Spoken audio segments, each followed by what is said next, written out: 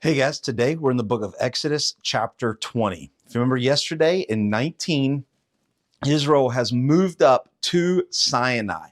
And Moses is going up, getting directions from God. He's coming down, relaying, going up, coming down. And one of the things God said yesterday is that God is going to make them a kingdom of priests and a holy nation, a separate, set apart nation. And I talked about that. We would see what that looks like. Well, we see that today in Exodus chapter 20, the revealing of the Ten Commandments. How is Israel going to be different than any other nation? And that begins with the Ten Commandments. And with following these laws, they would be different than any other nation. And so I want to say here in verse 20, it says, and God spoke all these words. In our mind, we think back to Ben-Hur. We think about to the moment where God is there and he gives Moses the Ten Commandments. But here, God is saying the Ten Commandments to all of Israel. All of Israel is hearing God's booming voice in relaying these Ten Commandments. If you go back to the last verse of 19, it says, so Moses went down to the people and told them, and then God spoke. God spoke. They're hearing this themselves in all these words. And he says, I am the Lord your God who brought you out of the land of Egypt and out of the house of slavery. You see that word, it says, I am the Lord. Verse 2, it's the Hebrew word Anoki. Anoki. We've seen this before, all the way back in Exodus chapter 3, when God tells Moses to go, and Moses says, who am I to say that sent me? He was saying, who is the I that is sending me? Who is this God, right? Anoki. And so here God is reminding them, I, Yahweh, the God of the Hebrews, the God of Israel, I am the God who sent Moses. I am the God who sent the plagues. I am the God who let you out of Egypt. So I, God, who has delivered you from everything, I'm about to tell you what to do, right? So he's reminding them of all that he has done before he tells them what they need to do. And then we get the Ten Commandments, and we won't spend a lot of time on these. I'm sure you've heard a lot about the Ten Commandments, but there are a couple things about them that are maybe different and maybe you haven't heard. Number one, you shall have no other gods before me. Coming out of Egypt, Egypt is all about gods. We even seen that in the plagues, right? The plagues were about 10 different Egyptian gods, but there were thousands of Egyptian gods. And so here he's reminding them that he is the only God. That phrase before me is the Hebrew word apanim, apanim, and it just means before my face. God is saying that he is the one and only God for Israel. He is not the first of many. He is the one and the only. They are only to be what we would call today monotheistic, one God, not plethora. He is not the God above all gods. He is the only God, right? So there's that. Verse 4 starts the second one. You should not make yourself carved images. We would call these idols, right? We know this is idol worship, but it's not just idols of gods that will be worshiped, but it is also idols of things that are created, okay? And we're going to see in 40 days from today in our Bible, Moses goes up and what happens? They build an idol of a cow. They build an idol of Hathor.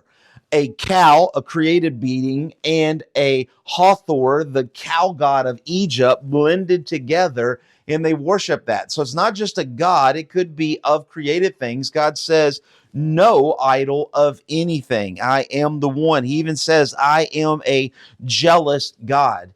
Yahweh, the God of the Hebrews, insists on being the supreme, the one and only God.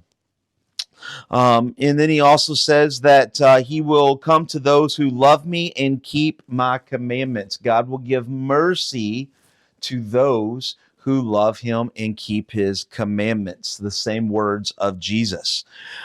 Number 3, you shall not take my name in vain. What does that mean? There's a lot of arguments and discussions on what that is, but there's really 3 things, right? Profanity, frivolity, and hypocrisy, right? So just don't misuse God's name.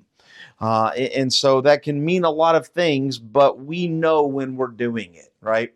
And so number 4, remember the Sabbath. The word Sabbath simply means rest. Remember the rest day. That's what it means. Remember the rest day and to keep it holy, set aside, right? Notice here it says that out of every 7 days you shall rest one. It doesn't say if it should be in the first of the week or the end of the week. Here in Scripture, weeks aren't even invented yet. Okay, weeks are a new thing. And so here it just means out of 7 days, you shall have one rest day. It could be in the middle of the week. It could be for maybe you work swing shift. Maybe it makes this, right? So, but there should be one day that you rest and you put your mind on the things of God. And it also says that you can't get out of it. You can't do this, but then make your son work or your daughter work or your servant work or your animals work, or even hire people out from outside of the nation of Israel to come and work for you. You can't get out of it. Everybody needs to rest. Verse 12 is the 5th. Honor your father and your mother, that your days may be long. Honor your mother and father. This sets a precedence on hierarchy in respect, right? If you want to honor people, it starts at home, right? Kids who do not honor their mother and father do not honor teachers. They do not honor their principals. They do not honor police. They do not honor their governor. They do not honor their president. They do not honor anybody. It starts at home. But it also says that your days may be long. We get told in the New Testament, and when Paul writes to the Ephesians in chapter 6, he tells the parents and the children they should honor one another, because if the parents live long, then the kids will live long. But if the parents live short, the kids will live short, right? It doesn't mean if somebody dies, it happens, but it shows respect. We should respect and we should honor. And if we're that way, it will lead to a better life. Verse 13 is the 6th. You shall not murder. The Hebrew word there is the ra-tzaska. Ra-tzaska. And it means truly to be slain, or it really means not justified, to kill where there is not justification, right? Doesn't mean self-defense. It means just to go out and kill when there is no justification, just to kill because you want to kill. Do not commit adultery. In the Old Testament, this would talk about sex with somebody else's wife. This talks about premarital sex. There's lots of this talk in the Old Testament and then even in the New Testament. But simply that we're told in Genesis that one man and one woman should come together and they should be together forever. That's God's intent of marriage, and we should abide by that. Verse 15, you shall not steal. Pretty easy. Number 16, do not bear false witness. That means to slander, to lie, and listen to this, even means flattery. You shouldn't flatter people, because when you go overboard in flattering, you're lying, right? You're sucking up. You're doing it for a personal point. And so that's what false witness means. 17, the 10th commandment, you shall not covet. The word covet in Hebrew means to pant after, to I really want, right? To ultimately desire. Do not covet the wife, the husband, the male servant, the female servant, the ox, the donkey, or anything. God is saying here that we should we can pant after anything.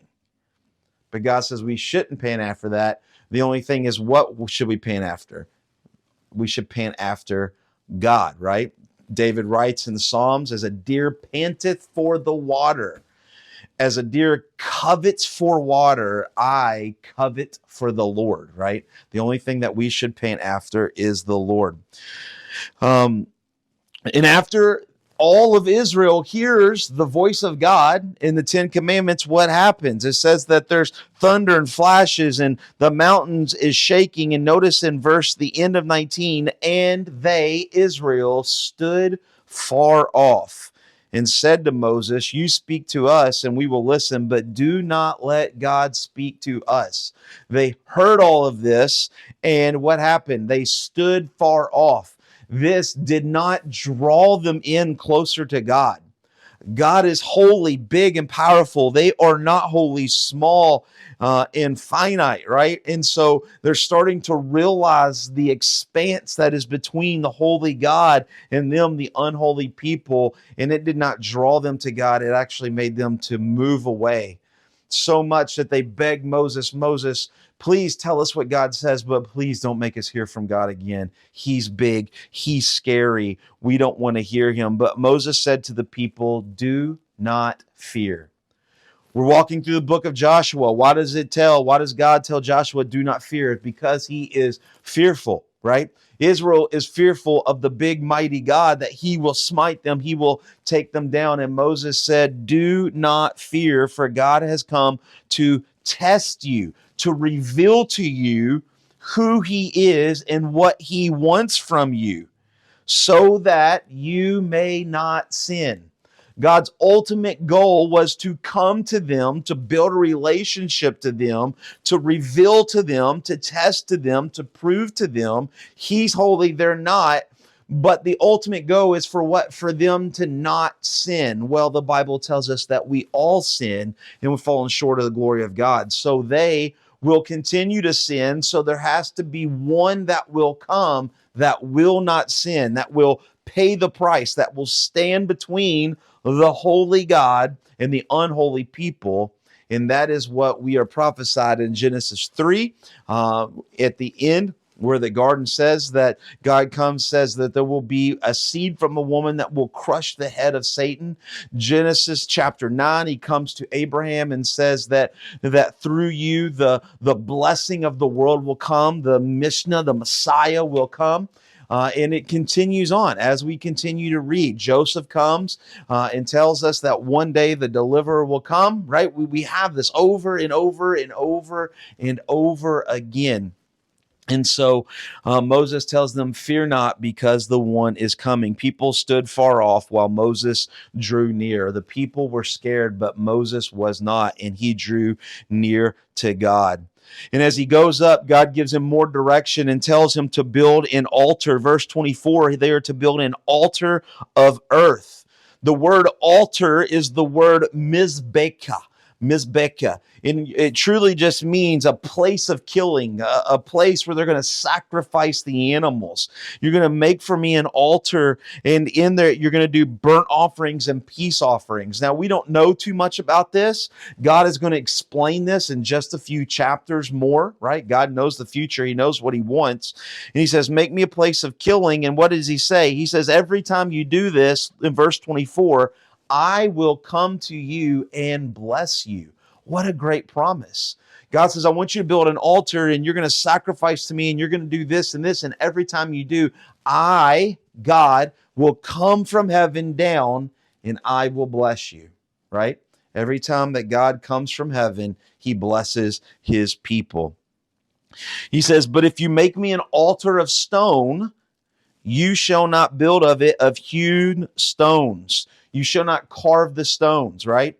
We've seen this just a few weeks ago in the book of Joshua. Remember, he takes all of Israel for a timeout in between Mount Gerizim and Mount Ebal, and they make an altar. And it says that these altars were not cut by stone. Because why? Because that's what God told them in the book of Exodus.